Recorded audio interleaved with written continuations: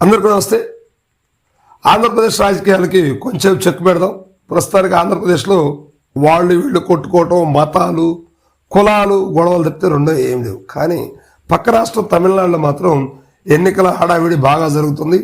నిన్నటితోటి ఎన్నికల హడావిడి కూడా క్లోజ్ అయిపోయింది.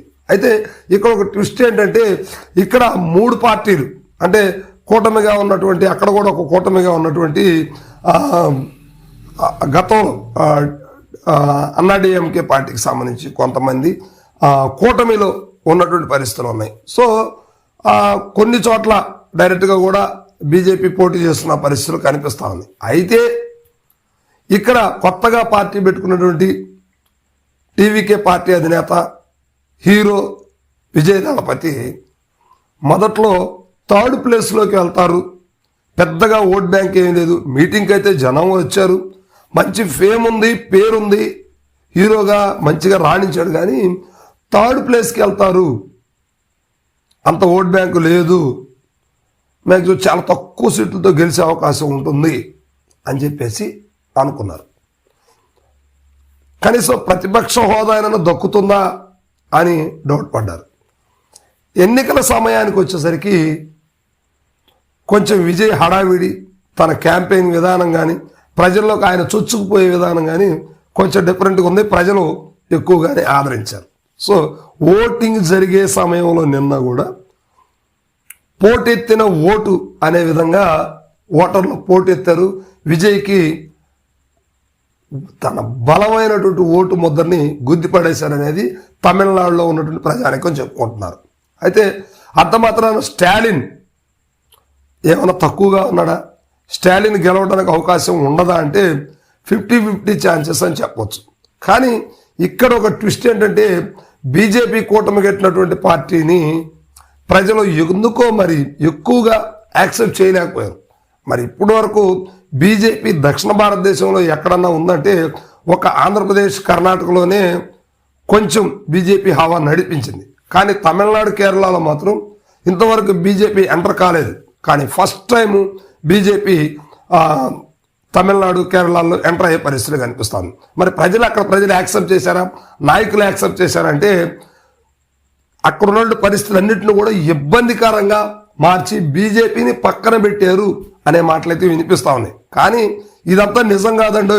ఎందుకంటే లాస్ట్ టైం ఆంధ్రప్రదేశ్లో కూడా 2024 ఎన్నికలకు సంబంధించి జగన్మోహన్ రెడ్డి గారి మీద వ్యతిరేకత లేదు. ఖచ్చితంగా తక్కువ సీట్లతో అయినా లేదా ఎక్కువ సీట్లతో అయినా జగన్మోహన్ రెడ్డి గారికి అవకాశం ఉన్నటువంటి పరిస్థితుల్లో చిత్తుగా ఓడిపోయినటువంటి వైఎస్ఆర్సీపీ ఫ్యాన్ పార్టీ.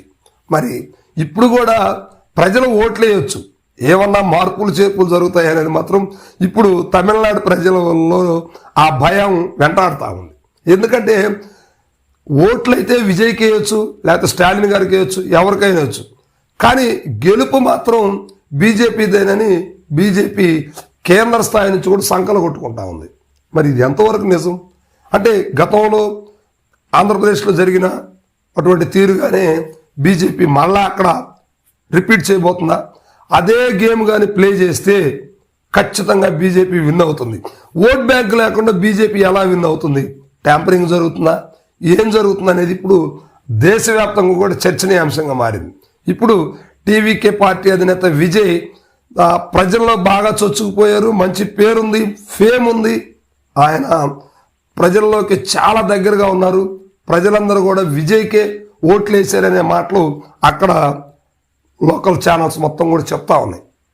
మరి ప్రస్తుత ముఖ్యమంత్రిగా ఉన్నటువంటి స్టాలిన్ మీద వ్యతిరేకత ఏమన్నా ఉందంటే 25% వ్యతిరేకత కూడా లేదనే మాటలైతే స్థానిక మీడియాలు అన్ని మీడియాస్ కూడా తమిళనాడులో అదే చెప్తున్నారు. కానీ స్టాలిన్కి ఖచ్చితంగా మరలా సీఎం అయ్యే అవకాశాలు ఉన్నాయంటూ మాట్లాడుతూ ఉన్నారు. కానీ విజయ్ ఖచ్చితంగా సీఎం అవుతాడు, విజయ్ గెలుస్తున్నాడు, సీఎం అవుతున్నాడు అంటూ కొన్ని పోస్టర్స్ కూడా ఈ మధ్య కాలంలో అంటే ఈ 2 days నుంచి ఆ పోస్టర్స్ కూడా తమిళనాడు స్టేట్లో బాగా సర్క్యులేట్ అయ్యాయి. మరి ఇలాంటి పరిస్థితుల్లో విజయ్ అవుతాడా లేదా బీజేపీ అవుతుందా, స్టాలిన్ అవుతారా అనేది కొంచెం వెయిట్ చేయాల్సిన పరిస్థితి. మొత్తం మీద తమిళనాడు రాజకీయాల్లో సొంతంగా బలాబలాలు తేల్చుకునే పరిస్థితుల్లో బీజేపీ మధ్యలో ఎంటర్ అయ్యి, అంటే అధికారం ఉంది కాబట్టి ఎంటర్ అయ్యి ఇప్పుడు వీళ్ళిద్దరు తొక్కేసి బీజేపీ అధికారంలోకి వస్తుందా? ఏమో, వచ్చినా రావచ్చు, చెప్పలేం. కానీ స్థానిక ప్రజలు మాత్రం ఓట్ బ్యాంకు వేసినటువంటి వాళ్ళు, ఓట్ బ్యాంకు కలిగినటువంటి వాళ్ళు, ఓట్లు వేసి అక్కడ స్థానికంగా లైవ్లో చూసినటువంటి వాళ్ళందరూ కూడా విజయ్కి కానీ స్టాలిన్కి కానీ అవకాశాలు ఉంటాయనే మాటలైతే వినిపిస్తా ఉంది. కానీ బీజేపీ అధినాయకత్వం మాత్రం ఖచ్చితంగా తమిళనాడులో మేము గవర్నమెంట్ ఫామ్ చేస్తామంటున్నారు. మరి ఎంతవరకు నిజం అవుతుంది? ఇది బీజేపీ కళ అవుతుందా, లేకపోతే బీజేపీ యథార్థత అవుతుందా? విజయ్ సీఎం అవుతాడా, మరలా స్టాలిన్కి కలిసి వస్తుందా అనేది మాత్రం మీరు కామెంట్ రూపంలో తెలియజేయండి. Thank you.